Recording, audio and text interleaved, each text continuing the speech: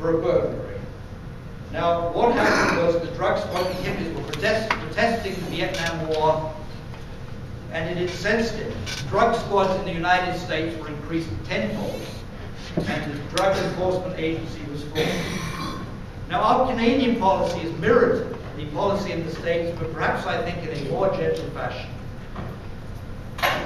The US and Canada had more drug users than any other place anywhere else on earth. And it's that market that's fueling the whole mess.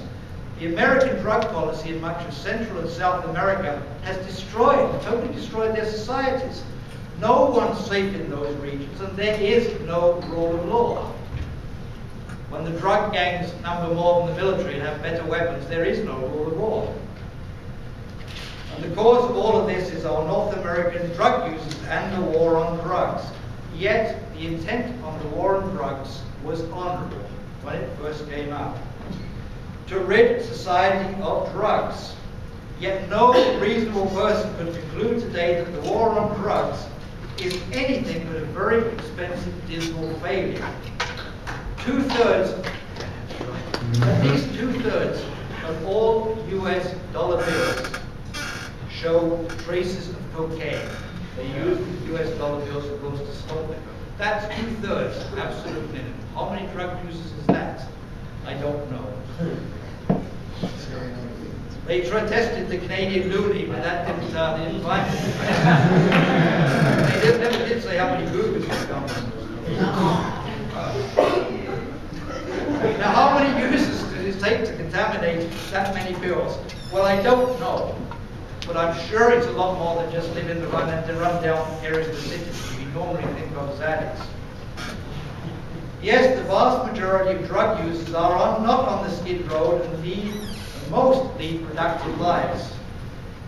Barack Obama, in his book, Dreams from My Father, speaks openly of his cocaine and marijuana use from high school to his last year in university. George Bush is reported to have been a cocaine user, but he would, of course, never comment on anything like that. Clinton smoked pot, but he didn't inhale. The same question was put to Obama, and I loved his answer. When the press asked him, did you use marijuana, he said yes. When they said, well, did you inhale? He says, yes, I thought that was the whole point.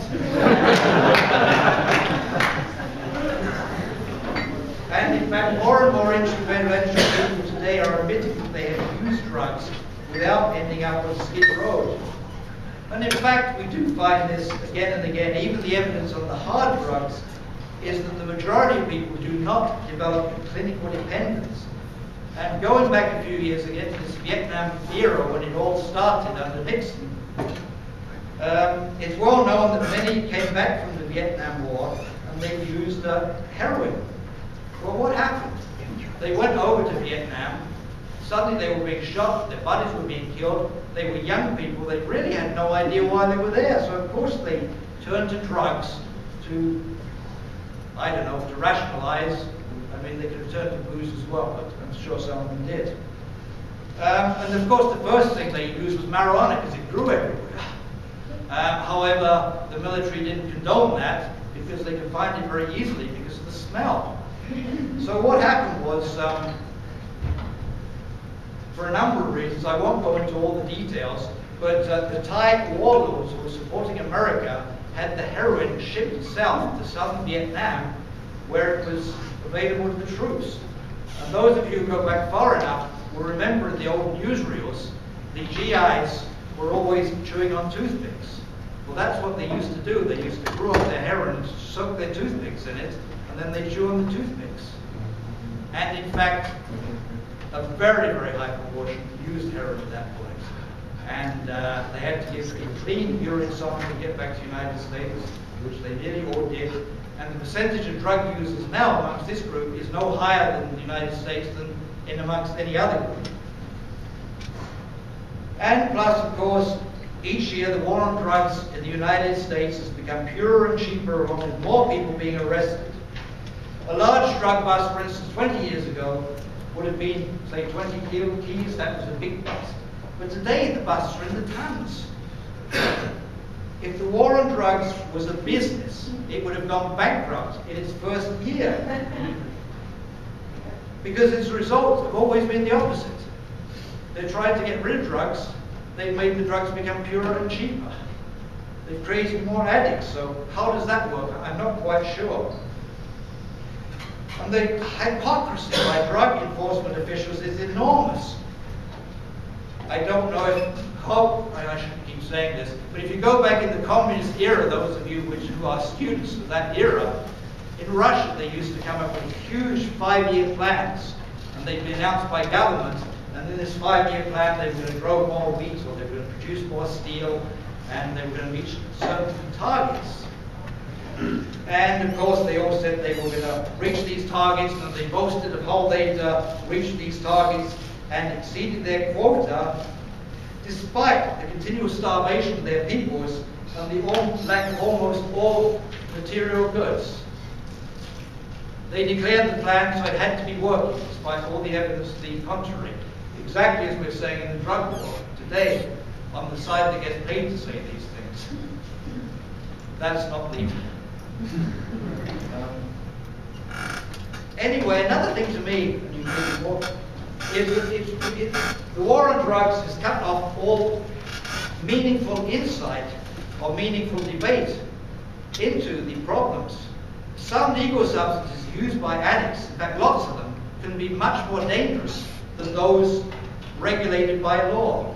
When there was a problem in Labrador, I think 3 years ago, northern Labrador, where the Aboriginal kids were inhaling gas, and it was so bad they were brought south for treatment.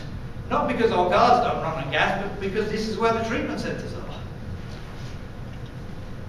Perhaps the most ridiculous situation of all is with painkillers. All of our most effective painkillers are opiates, or opioids. Now, opiates are all derived from the heroin, from the opium poppy.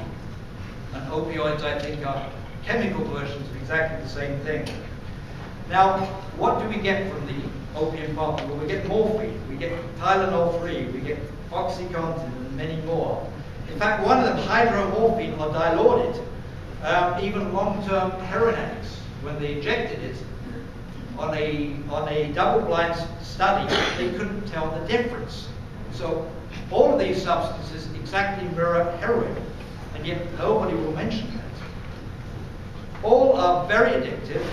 Some cause hallucinations, terrible nightmares, and they all cause problems with the digestive tract. They slow down the metabolism. People on these have to take all sorts of things to keep themselves regular. And they're lethal and are only a little over their effective dosage.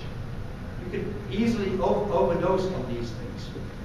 And yet the only other truly effective painkiller with none of these side effects, and very effective for some people, is marijuana. It's impossible to overdose. Yeah.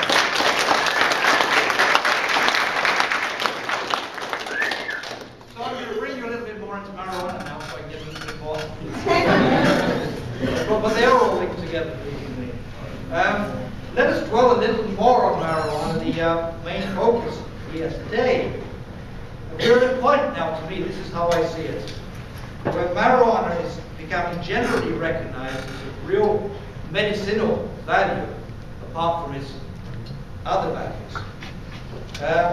But the Harper government is tries to continue to demonizing it, using the strange argument that it's the gangs we're after. We're not really trying to get the small user, we're trying to get the gangs. And in fact, the Mayor of Langley made one of the most ridiculous statements I've ever heard. When he came out, he said, look, I'm going back to Ottawa to talk about this, but no one's worried about the average individual growing a plant or two. In other words, he's saying it's safe, or virtually safe. But it was the gangs they were after.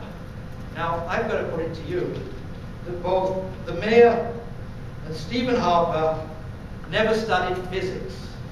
If they studied physics, they would have learned that a substance cannot exist as two totally different entities at the same time. It simply cannot be this useful medicinal compound and this thing from hell. It's impossible. It doesn't exist in Newtonian physics anywhere.